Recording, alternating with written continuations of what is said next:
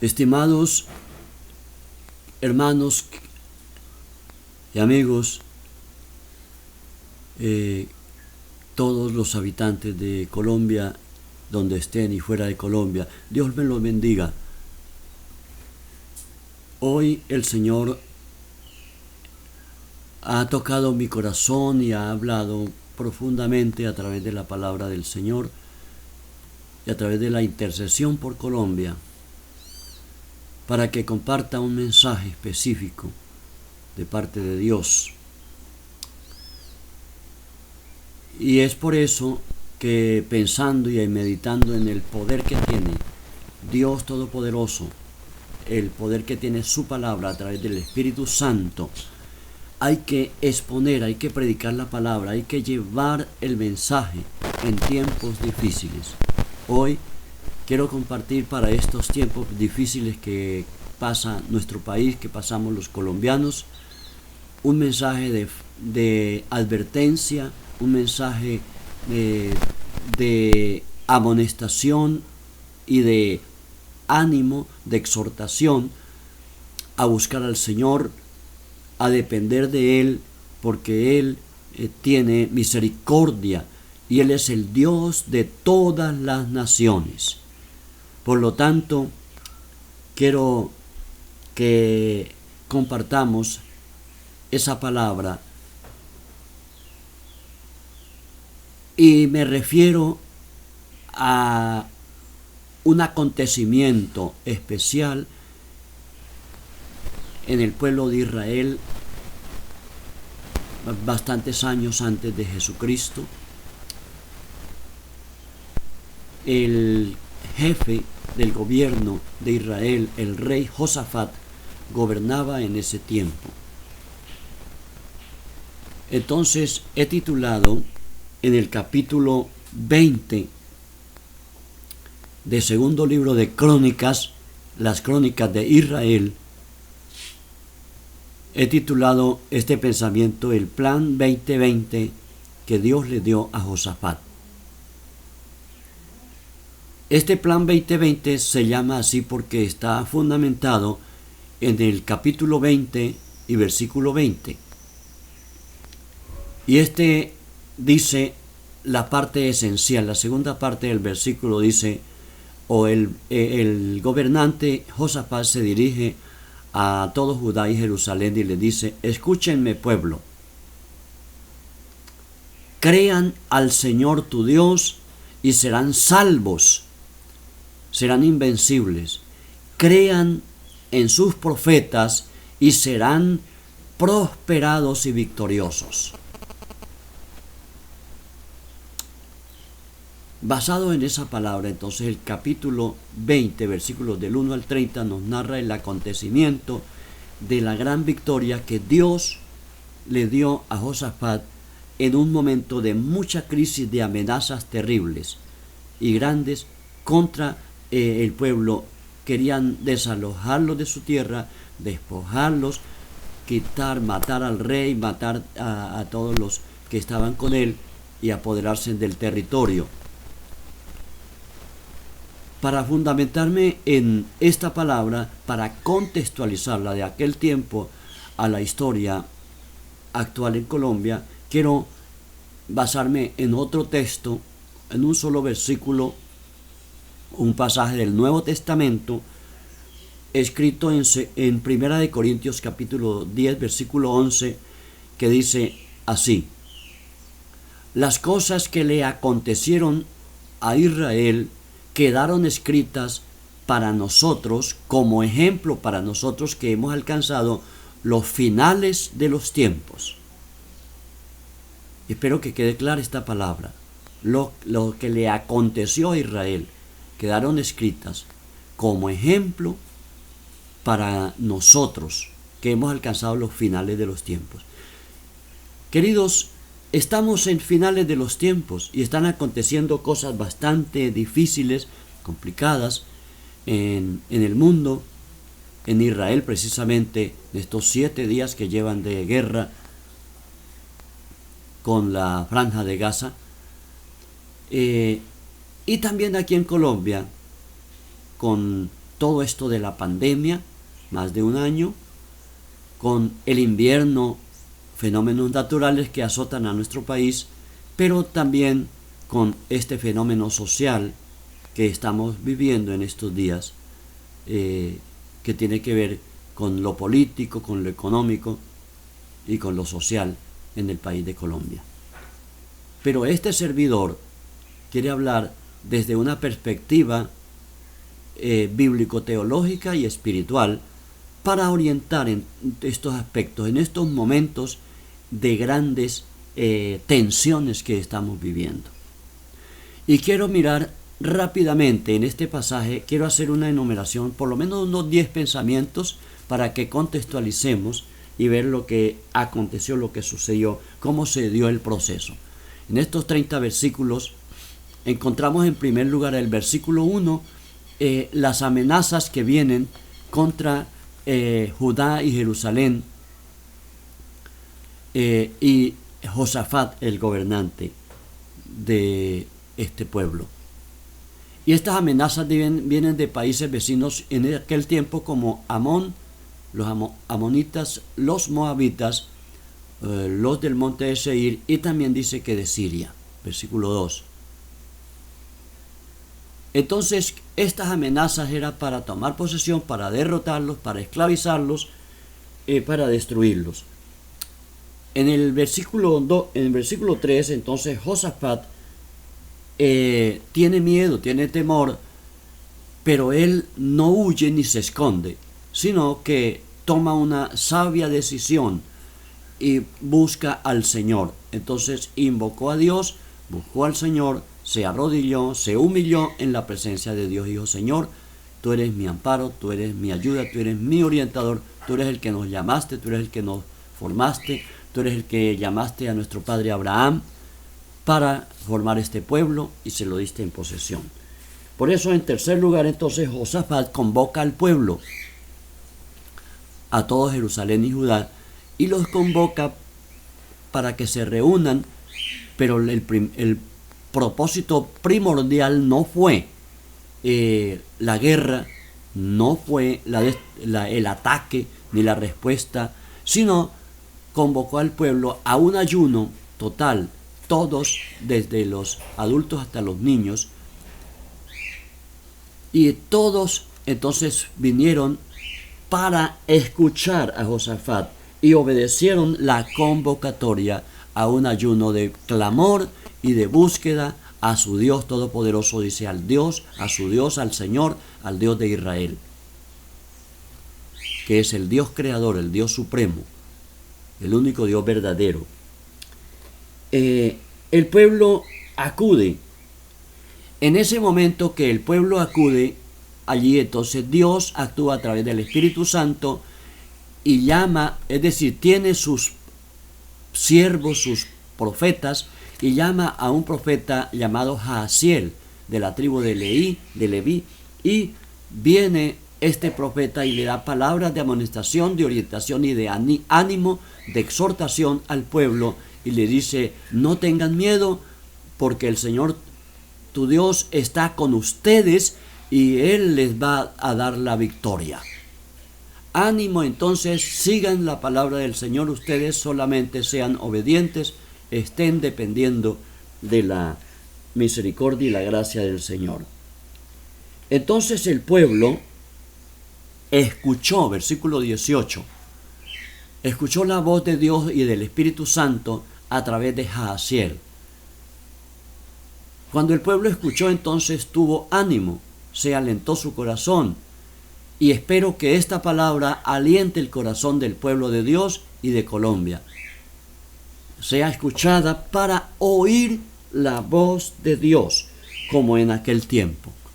Porque Dios quiere hablarle a Colombia. Dios quiere y tiene sus siervos, sus siervas en este país para estarle hablando y estar trayendo una palabra de fe, de esperanza, de aliento a el pueblo.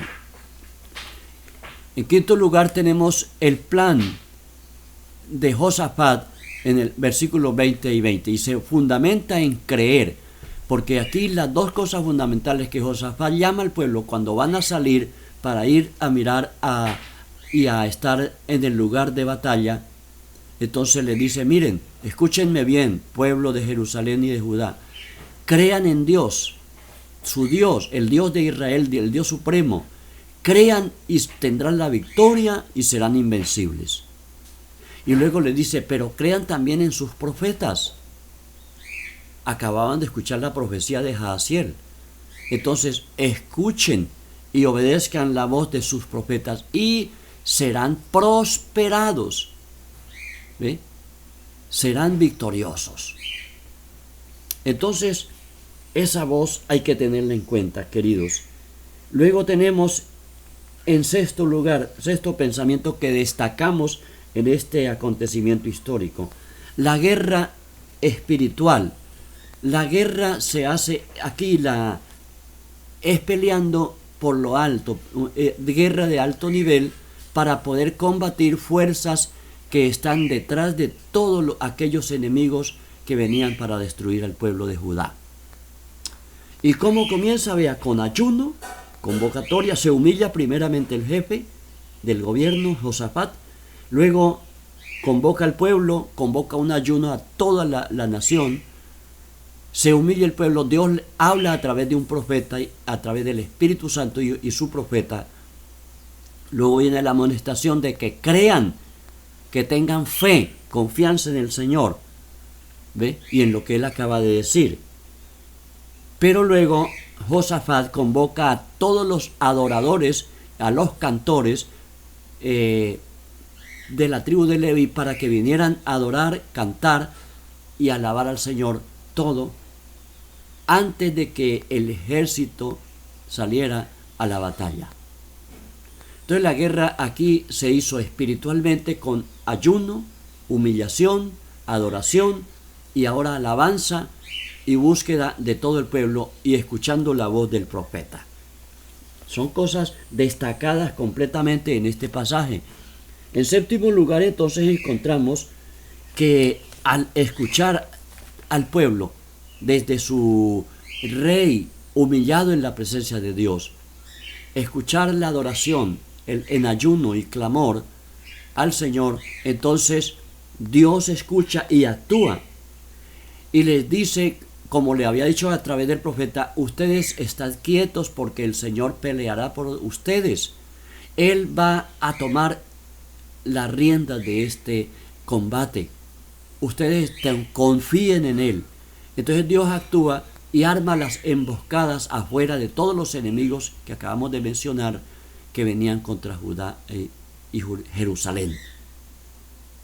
Dios arma las emboscadas y entonces los confunde, porque cuando un pueblo ateo, materialista, contrario a la voluntad de Dios, entonces allí confundió a estos enemigos. Y los confundió y entonces ellos se atacaron entre sí. Los moabitas y amonitas atacaron a los del monte de Seir y los mataron a todos.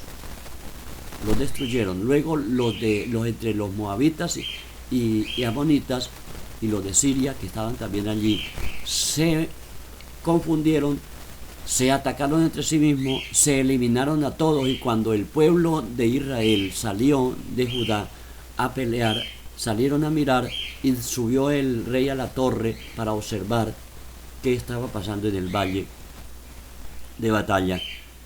Lo que vieron fueron cadáveres y destrucción total. Todos los enemigos habían sido destruidos entre sí mismos, porque Dios actuó y dijo, no van a destruir a mi pueblo. Y les dio la victoria. Entonces, en octavo lugar, el pueblo lo que hizo fue ir a recoger el botín. Entonces ellos, como ya habían adorado y estaban dependiendo de Dios, tomaron toda la riqueza, todo lo que traía esa cantidad de gente, que eran miles y miles, cerca de 1 millón de guerreros, de soldados que venían contra Judá. Entonces llegaron y allí recogieron, dice, estuvieron 3 días recogiendo el botín, alhajas, armamento, vestidos, víveres, todo lo que pudieron, dice, 3 días recogiendo. Entonces luego de estar recogiendo todas estas cosas,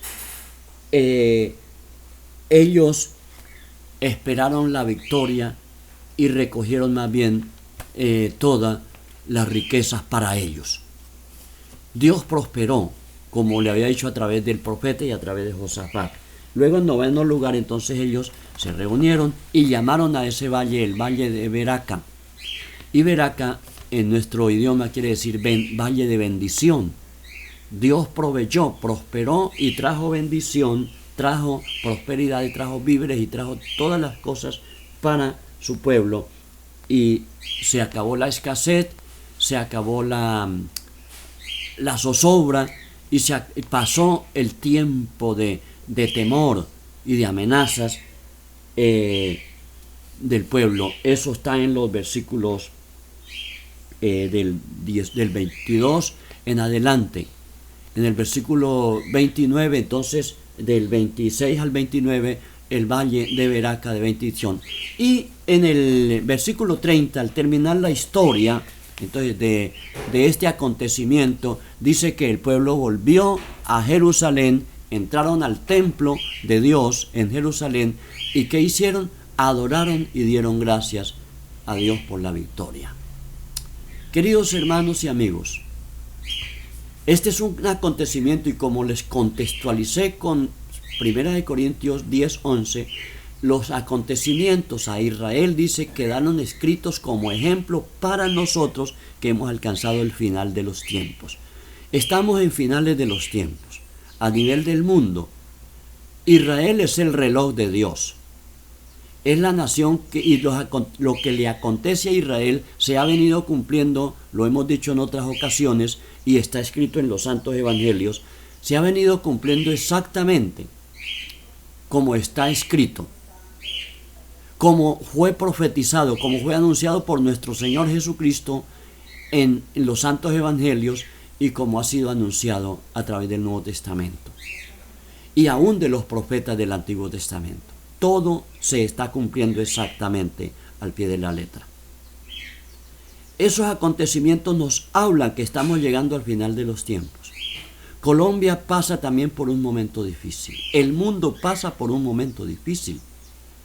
Israel mismo en este instante, en estos días precisamente, con la franja de Gaza y el grupo Hamas que atacan han lanzado más de 4.000 misiles en esta semana contra Jerusalén, contra Israel. Israel no ataca, Israel se defiende. Hay que entender eso. Por 3.000 años esta nación se ha defendido de sus enemigos. Defenderse de la esclavitud desde Egipto, ¿ve? Luego defenderse de todos los del camino, aquí los del monte de Seir que no lo dejaron pasar, defenderse de los amonitas que eran vecinos, de los moabitas, de los sirios, que hoy en día todavía existen allí. Así ha sido la historia de Israel, y por eso todo eso acontece, y es el reloj de Dios. La segunda venida de Jesucristo como el gran Salvador, pero el gran Rey, el Rey de Reyes y Señor de Señores, está a las puertas. Cristo viene por segunda vez. Pero nosotros, entre tanto que eso acontece, el llamado es a buscarlo a Él. Vengan, como hizo Josafat, llamar al pueblo. Él mismo se humilló, porque ya estaba escrito antiguamente cuando Salomón estaba dedicando el templo de Jerusalén, y él escribió y dice, todo lo que acontece ahora y en el futuro, si mi pueblo se humilla y confiesan sus pecados y se arrepienten y se apartan del mal y buscan mi rostro, entonces yo oiré desde los cielos, dice el Señor, perdonaré su pecado, sanaré su tierra. Entonces estarán atentos mis oídos y abiertos mis ojos para oír y ver las necesidades de mi pueblo. Entonces, si se humilla el pueblo, Josafat comenzó humillándose, luego todo el pueblo convocado en ayuno y en arrepentimiento, y luego creer a Dios y sus profetas. Amigos, este es un tiempo. Hay grandes necesidades en este momento. Hay grandes amenazas, hay grandes crisis, hay cosas duras. hay muerte, hay hambre, hay revueltas, hay oposición al gobierno establecido. En este momento se cometen errores de todas partes. Se cometen errores en los que gobiernan. Hay mucho pecado, mucha iniquidad en todo el mundo que está allí. Pero los otros están contra lo institucionalizado, contra la institución, contra las leyes. Otros también contra las leyes. Otros, entonces, los unos y los otros. Todos somos responsables de esto. Nosotros somos responsables en Colombia de lo que sucede. Nosotros los adultos creemos en el Dios omnipotente y somos responsables porque tenemos unas grandes responsabilidades de respetar y obedecer reverentemente a nuestro Señor, de predicar esta palabra, pero de ser pacificadores, de ser colaboradores de la verdad, del bien común, del bienestar de las gentes, de los pueblos, de la paz que tanto anhelamos. Somos responsables, somos llamados a ser pacificadores, a ser conciliadores, a llamar a la reconciliación primero con Dios y luego entre nosotros, vertical y horizontalmente, mis amigos. Es un llamado de Dios. El pueblo sufre, las calamidades vienen, aún la naturaleza gime, dice la palabra en Romanos capítulo 8, a causa de la iniquidad de la humanidad. A causa del pecado, de la destrucción, de tanto homicidio, la tierra gime, la tierra aún clama porque ha recibido mucha sangre inocente que se ha derramado y se derrama en nuestro país. Eso no es casualidad. Y aún entonces viene los inviernos, viene las temporadas grandes de lluvia que están sucediendo en otros países, los huracanes, los terremotos, ¿ve? Todo esto. Entonces llega el hambre, llega la grandes necesidades, el desamparo de mucha gente, las revueltas. Dice la palabra que por causa de todas estas cosas y de haberse multiplicado la maldad, entonces los hombres y las mujeres correrán de acá para allá, confundidos y enloquecidos, dice, por el bramido del mar y de las olas. El mar en estos pasajes está figuradamente simbolizando las mismas naciones y la humanidad convulsionada como las olas de un mar embravecido.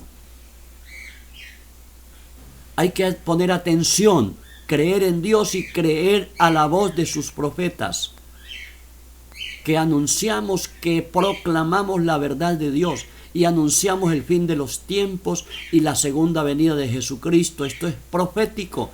Estos son anuncios, pero también denunciamos esta maldad y a la corrupción que hay en todas partes. Anunciamos que vienen juicios divinos. Y estamos alcanzando el final de los tiempos, como les vengo diciendo. El final de los tiempos, vienen juicios de Dios contra las naciones. Porque Dios está sentado en su trono y allí dice claramente Dios de las naciones. El patriarca Abraham, cuando estaba intercediendo por Sodoma y Gomorra y por los allí que habitaban, y venía el juicio de Dios que había sido anunciado, él decía: tú, Señor omnipotente, que eres el juez de toda la tierra. Entonces en Génesis 18-19 se llama a Dios el juez de toda la tierra. Aquí en 2 de Crónicas 20 dice: tú eres el Dios de todas las naciones. Y tú que juzgas, ¿no juzgarás a estos enemigos? ¿No juzgarás a los que destruyen la tierra? Ven pronto a ayudarnos.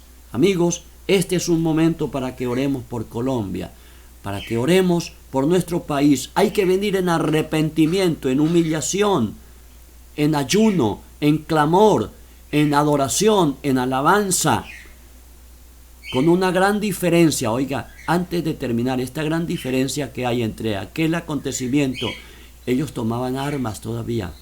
Estaba todo el ejército que estaba en adoración y alabanza, ejército espiritual, ¿no? Pero había no un ejército físico. Pero en el Nuevo Testamento y en nuestro tiempo, Dios, el Señor Jesucristo dice: no tomaréis la espada, llevad su espada a su lugar, no usaréis la espada, símbolo de la guerra, de las armas materiales. Pero nuestras armas son espirituales, 2 Corintios 10, 4 y 5, para la destrucción de fortalezas. Entonces hay que destruir, son fortalezas con adoración, con alabanza, con ayuno, con clamor, con intercesión, con humillación en la presencia de Dios. Por eso, al orar entonces nuestras armas son espirituales. Y por eso en Efesios 6, cuando nos dice nuestra lucha, nuestra batalla, nuestra guerra no es contra gente de carne y hueso, es contra principados, contra potestades, contra principados de las tinieblas de este mundo, los gobernadores de las tinieblas de este mundo y las huestes, o sea, las multitudes de maldad, de espíritus malos en las regiones celestes. Contra ellos luchamos con toda la armadura de Dios, con el yelmo de la salvación, el cinturón de la verdad, la coraza de la justicia y los pies llevando el evangelio de la paz, caminando por Colombia y por el mundo, llevando el evangelio de la paz, con el escudo de la fe. Ya hemos hablado de la fe. Con la espada del Espíritu. No es la espada, no simboliza las armas materiales, simboliza la bendita y gloriosa palabra de Dios, plasmada y inspirada y escrita en la Biblia, Santa Biblia. Y la oración en el Espíritu Santo y guiado por el Espíritu Santo, Efesios 6 del 10 al 18.